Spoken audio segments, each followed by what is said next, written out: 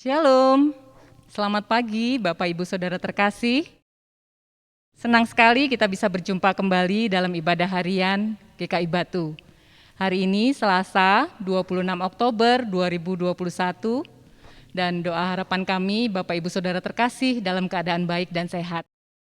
Mari kita mengawali ibadah kita dengan memuji nama Tuhan dari PKJ 282, Tuhan tolonglah, bangunkan iman.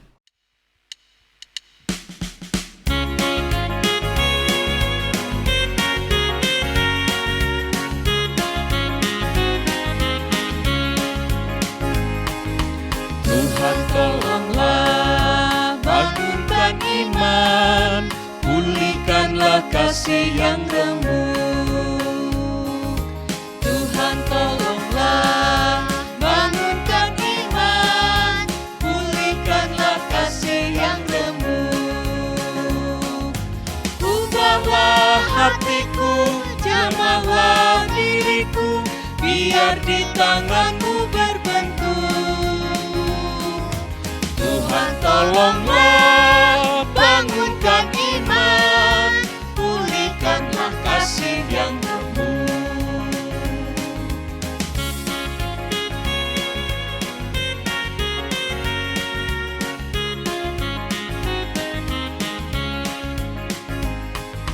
Hati bersujud, jiwa menyembah, hidupku masyurkan kasih-Mu. Hati bersujud, jiwa menyembah, hidupku masyurkan kasih-Mu. Terimalah baktiku, layakkan diriku untuk kemuliaan nama-Mu. Hati bersujud, jiwa menyembah, hidupku masyurkan kasih-Mu.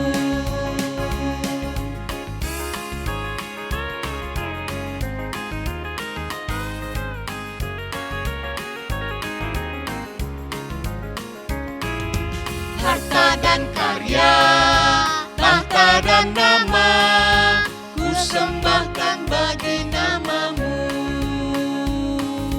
Harta dan karya, tahta dan nama, ku sembahkan bagi nama-Mu. Terimalah ya Tuhan baktiku bagimu, dan berkati akta imanku. Harta dan karya, tahta dan nama, ku sembahkan bagi nama-Mu.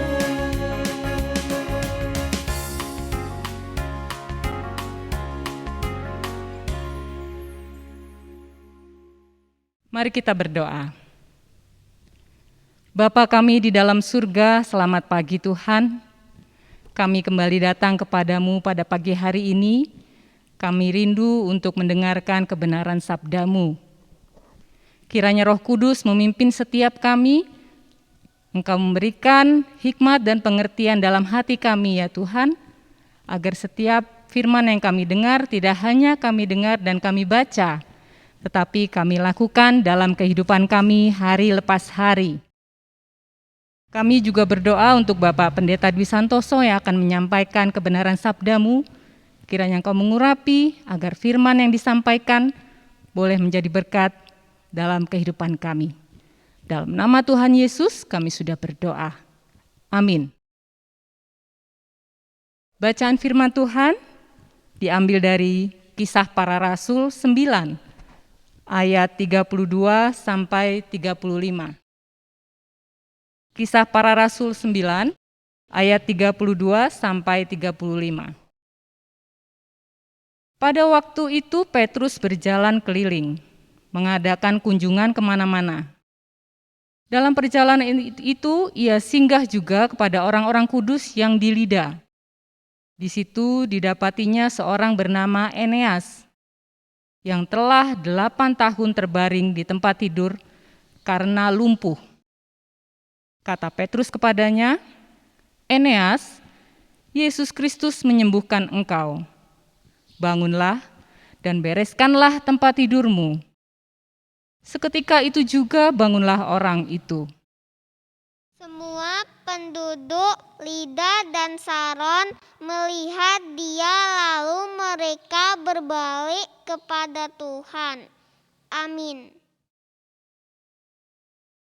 Shalom saudara yang dikasihi oleh Tuhan. Pada hari ini saya akan men-sharingkan firman Tuhan yang berjudul Bangun dan Bereskanlah Tempat Tidurmu. Saudara-saudara yang dikasihi Tuhan, tidur menjadi kebutuhan tubuh setiap orang. Dan betapa susahnya jika ada seseorang yang tidak bisa tidur dalam jangka waktu yang lama karena mengidap insomnia. Orang yang susah tidur itu dia memerlukan bantuan tenaga medis. Dia harus pergi ke dokter dan untuk mendapatkan semacam pil atau tablet yang dapat dipakai agar dia bisa beristirahat atau bisa tidur. Waktu kita kanak-kanak kita juga diajari nyanyian, ya, nyanyian yang sangat sederhana. Bangun tidurku terus mandi. Rio, hafal lagu itu? Bisa nyanyi? Bisa. Coba.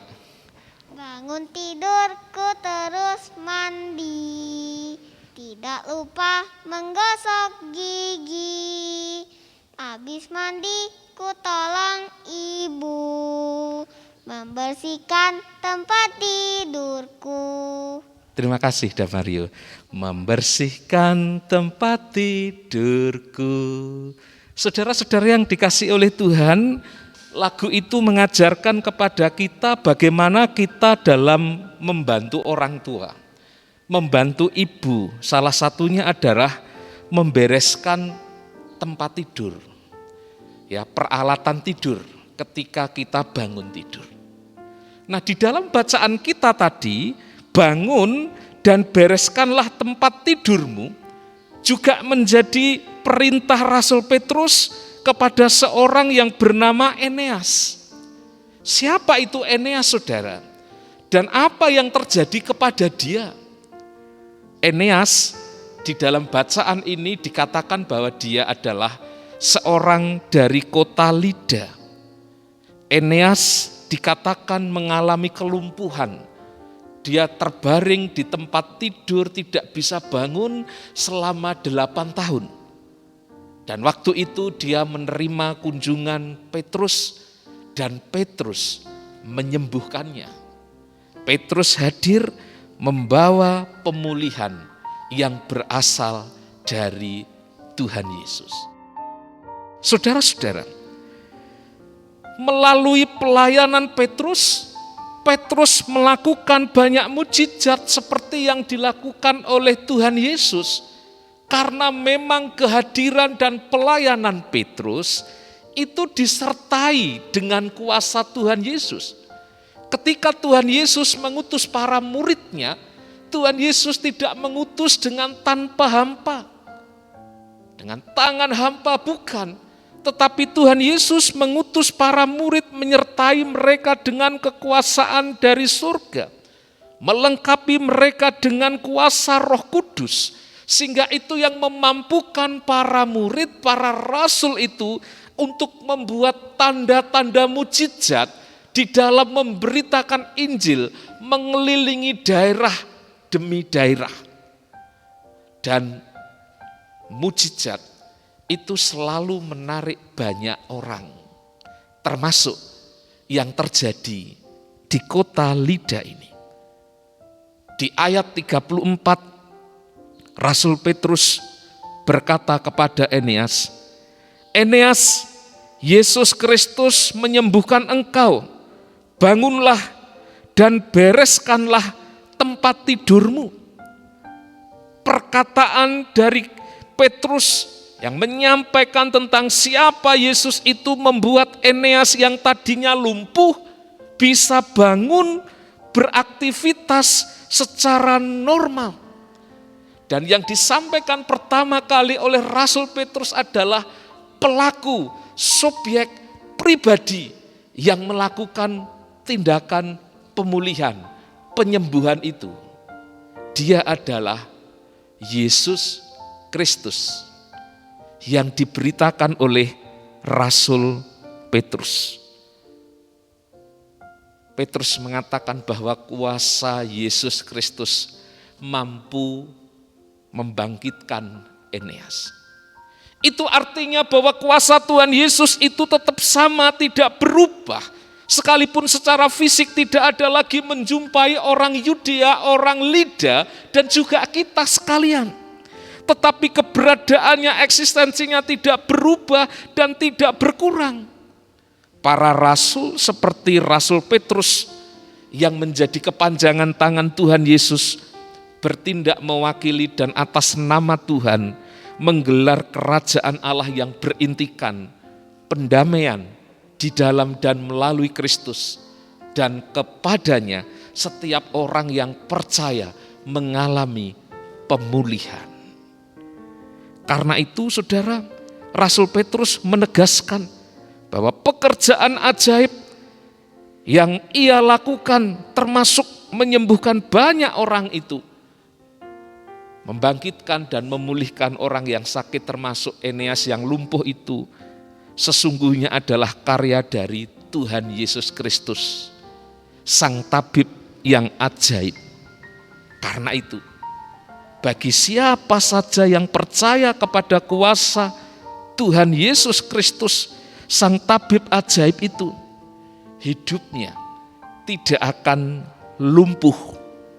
Sebaliknya, hidupnya akan berdaya, bangun, bangkit, berdiri, bergerak, meninggalkan keterpurukan dan keburukan. Saudara yang terkasih, di ayat 34 dikatakan respon dari Eneas adalah seketika itu juga bangunlah orang itu. Kalau tadi dikatakan di ayat 32 bahwa orang-orang Lida itu adalah orang-orang kudus, apakah Eneas itu termasuk orang-orang kudus itu? Memang di dalam Alkitab tidak diceritakan secara pasti apakah dia termasuk menjadi bagian orang kudus itu. Tetapi sebutan orang kudus itu disematkan kepada orang-orang percaya, kepada gerejanya di masa itu dan juga di masa kini kepada kita. Kalau kriteria orang kudus itu adalah setiap orang yang percaya kepada Kristus, mereka adalah orang-orang yang hidupnya dikhususkan bagi pekerjaan Tuhan, orang-orang yang hidupnya diasingkan bagi pekerjaan Kristus, bagi kemuliaan nama Kristus karena imannya, maka Eneas tentu termasuk menjadi bagian di antara mereka. Eneas kemudian meresponi akan ajakan dan perintah Tuhan Yesus itu, ketika itu juga dia bangun. Ada ketaatan di dalam rohnya yang menerima dari firman Kristus melalui Petrus itu. Eneas seolah mendapatkan kekuatan yang baru, ada semacam impartasi sehingga membuat Eneas itu seketika itu bangun. Jiwanya tidak lagi terbelenggu oleh ketidakberdayaan. Sebaliknya kehadiran sang firman yang disampaikan Petrus itu memberi energi baru yang membuat ia pulih dan bangun. Tidak lesu lagi, tidak berdaya lagi, tetapi dia mendapatkan kekuatan yang baru. Karena itu di dalam konteks yang lain, benar sekali jika pemazmur di dalam Mazmur 23 mengatakan bahwa kehadiran Tuhan itu menyegarkan jiwaku. Dan di dalam bahasa yang lain, senada dengan yang disampaikan oleh Tuhan Yesus di dalam Matius 11 ayat 28, di sana Tuhan mengatakan, marilah kepadaku, semua orang yang letih lesu dan berbeban berat, aku akan memberikan kelegaan kepadamu.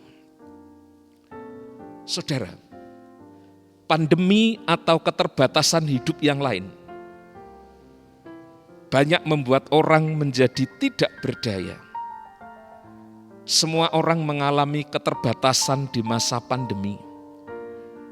Tetapi tidak semua orang menjadi terpuruk. Karena pandemi, banyak yang mengalami kelumpuhan.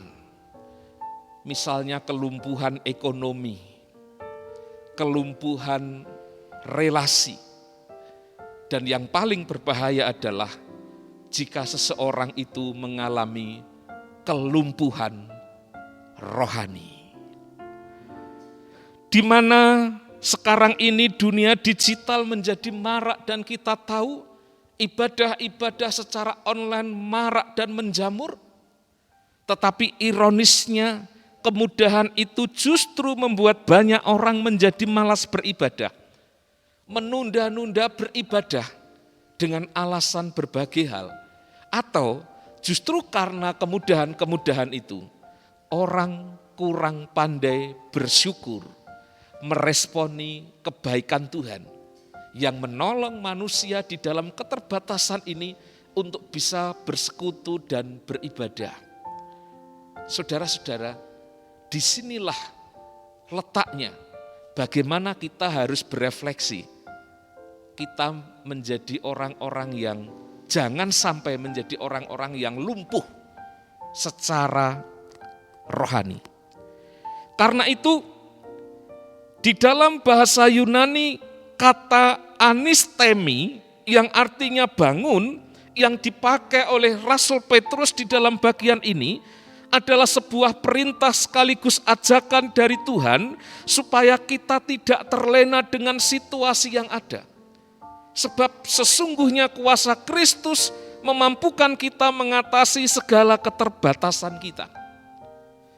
Dan sebagai penerus kabar baik yang dulu dipercayakan kepada para murid, para rasul, kepada Rasul Petrus dan rekan-rekannya, dan sekarang kepada kita dipanggil dan diutus untuk memberitakan Injil itu, maka biarlah kita menjadi pembawa kabar baik. Biarlah kehadiran Injil itu senantiasa memulihkan. Dan karena itu Tuhan mau supaya kita bersedia dipakainya untuk memberitakan kabar baik itu. Syaratnya saudara-saudara, pertama-tama bagi kita, selain kita mengalami berita Injil itu, selanjutnya adalah supaya kita juga harus bangun, membereskan kehidupan kita. Karena itu saya mengajak saudara sekalian, ayo bangun, ayo membereskan kehidupan kita untuk siap menyambut berkat Tuhan.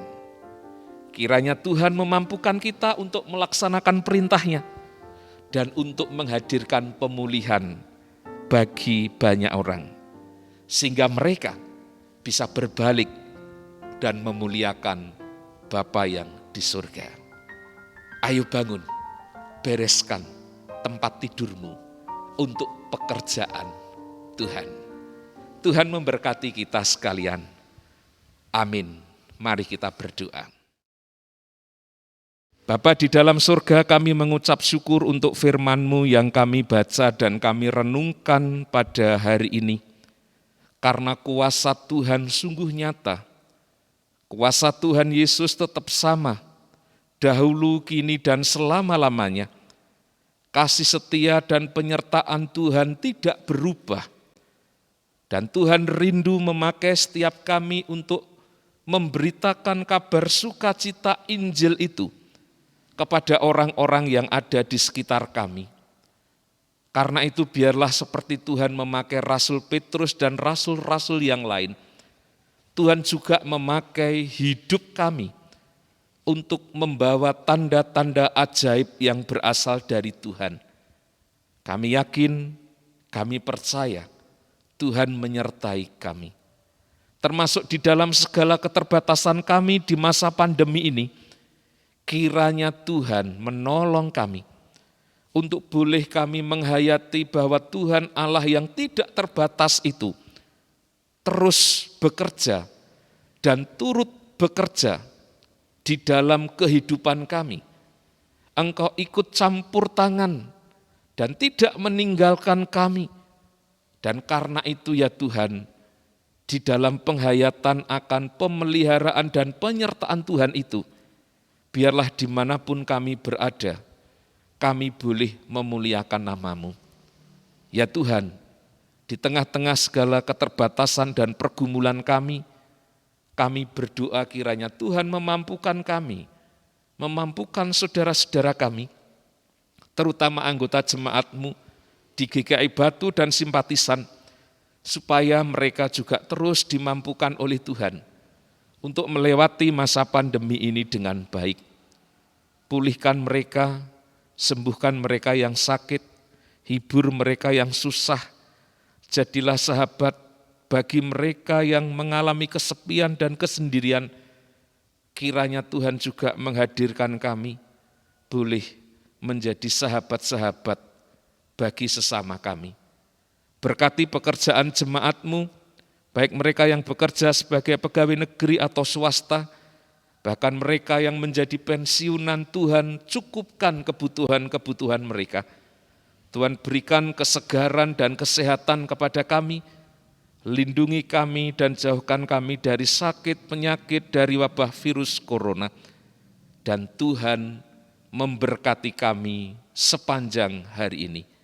Terima kasih Tuhan, kami menyerahkan juga bangsa dan negara kami, Tuhan pulihkan, baik dari kondisi keterpurukan akibat pandemi maupun dari hal-hal yang lain. Terima kasih untuk penyertaan Tuhan, sehingga kasus pandemi boleh mengalami penurunan, dan kami tetap berdoa, kiranya Tuhan yang berdaulat itu menolong bangsa kami. Kami menyerahkan kehidupan kami sepanjang hari ini ke dalam tangan-Mu. Saudara-saudara, arahkanlah hatimu kepada Tuhan, terimalah berkat-Nya. Damai sejahtera Allah yang melampaui segala akal akan memelihara hati dan pikiranmu di dalam Kristus Yesus. Damai sejahtera yang mengalir dari Allah Bapa, Putra, dan Roh Kudus menyertai kehidupanmu sekarang dan selamanya. Amin. Selamat pagi Bapak Ibu, selamat beraktivitas. Salam sehat, Tuhan memberkati kita bersama. Shalom.